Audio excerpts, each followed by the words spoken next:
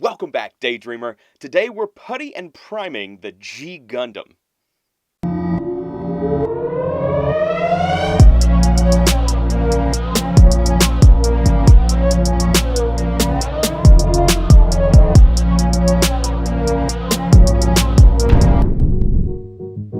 Ragtag Daydreams is sponsored by NewTypeHQ.com.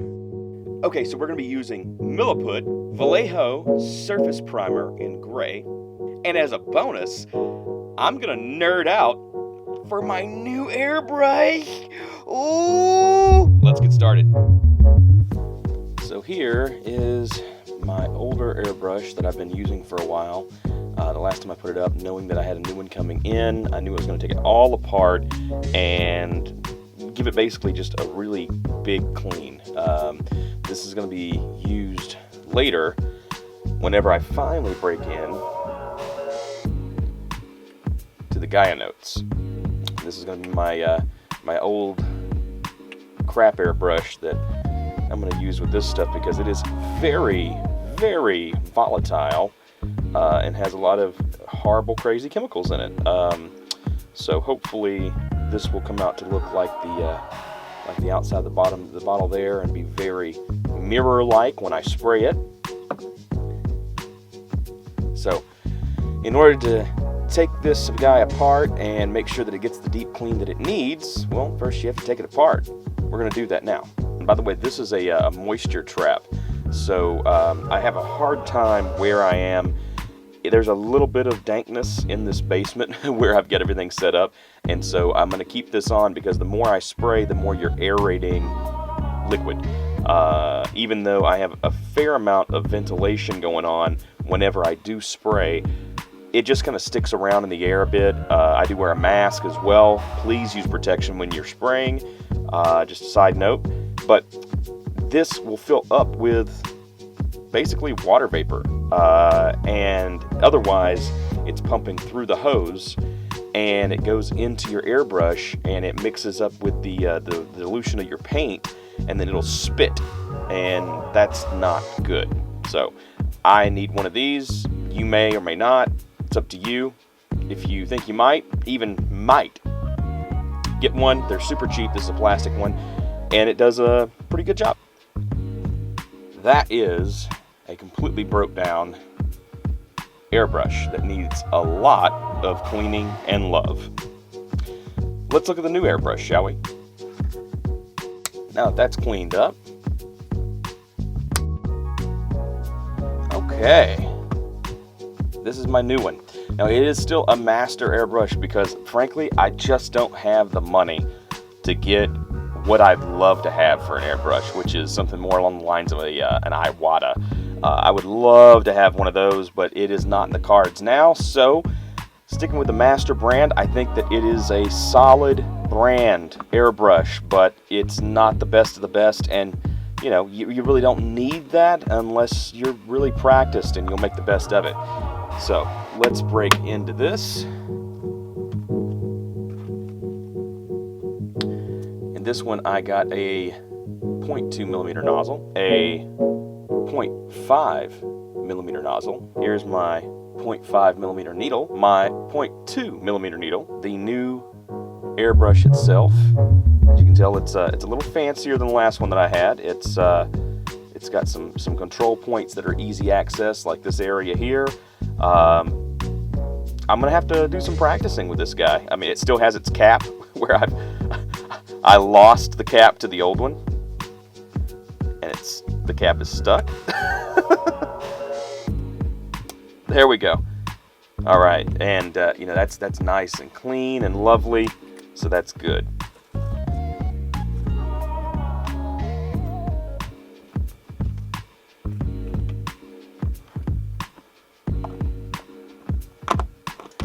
Okay, so now that our fella here is pretty much put back together, it's going to be pretty cool, I hope, I think, maybe.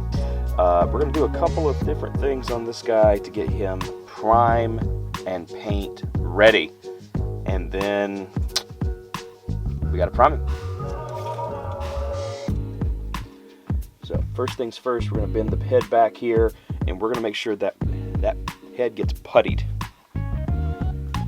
For that, we're going to go ahead and bring out some Milliput. I've been looking forward to having a reason to use this. And you have two parts in Milliput. You definitely want to make sure you keep these bags, don't throw them away. And you want to shoot for about half as much as you're going to use, because you're going to use equal parts of both of these and knead them together, and that will cause a reaction. Okay, we're going to just use a razor blade here.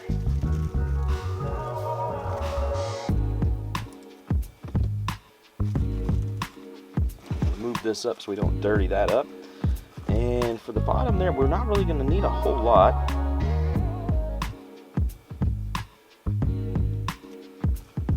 Use that.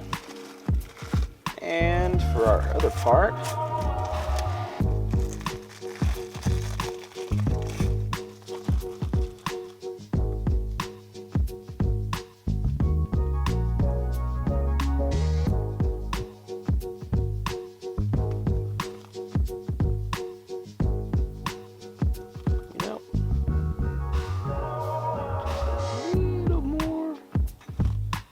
in case.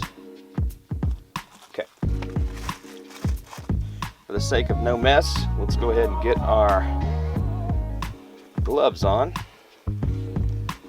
Found a deal on these, but they are super large and heavy duty. Like, look how far they come up on the arm. Ridiculous. All right, we're just gonna knead this together. Is sticky, like you can hear that. Okay, it is sticky, so you'll want to make sure that if you can, you use some gloves. See, it's sticking to my fingers.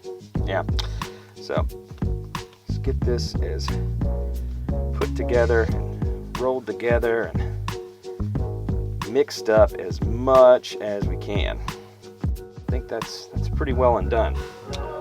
Let's see where we can do this. Let's take off a little bit.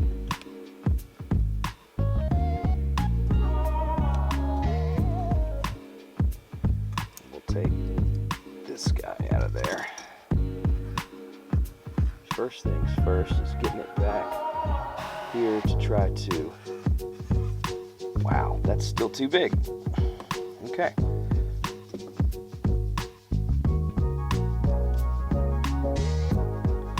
An even smaller piece. Get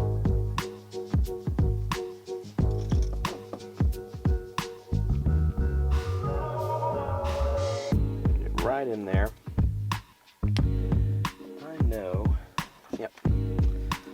Take the end of a little bamboo skewer that's on my alligator clips. We're just going to push this into place. And what we're doing is we're going to push it into place so that we can help to block out the light leakage that I was seeing when I turned the headlamp on, and we're going to reinforce the wires that we've got in there, make sure that they stay exactly where we need them to. You really want to make sure that you're not going to block that area right inside there, the very, very center, because that is going to allow the peg to go back into the head. We don't want to do anything with that to make that block the ability for us to put this guy back together. Because that is an issue that I've seen with some of my kits in the past. I have light leak around the head. I don't want that. I want everything as stable and looking good as I can. That's good. Okay. And then we have to make sure before it's time that to be set up that we're still going to get, we're still going to get the eyes lit up. And we'll put this back on here and check for light leak again. And now underneath the helmet, there's no more light leak. Good. Leave that off for now so that it cures without sticking to the head peg inside there. It is time to prime.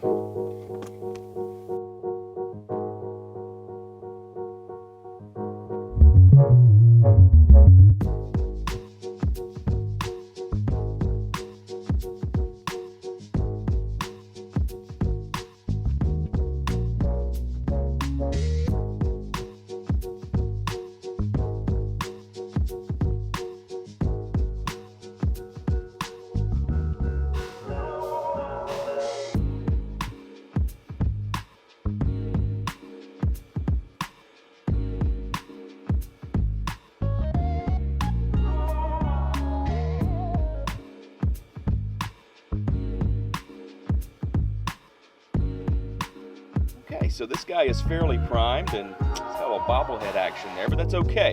I left him undone on the head so that I can get around everywhere and to make sure that, of course, everything got primed accordingly.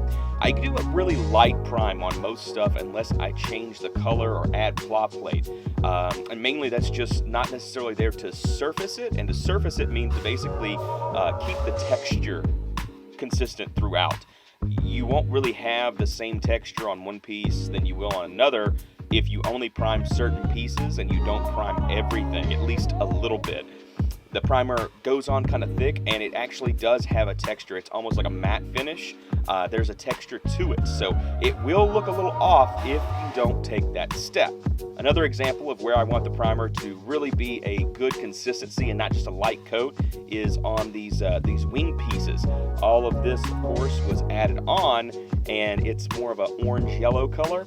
Now it's a pretty consistent color throughout, so it's going to be a lot easier to paint a solid color later and not show through.